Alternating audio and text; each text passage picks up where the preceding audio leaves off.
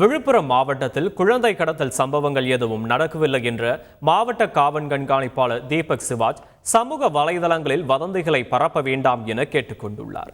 சந்தேக நபர்கள் பார்த்தா கண்டிப்பாக நம்ம போலீஸ்கிட்ட தகவல் சொல்லணும். அவங்க இந்த மாதிரி அடிக்கக்கூடாது.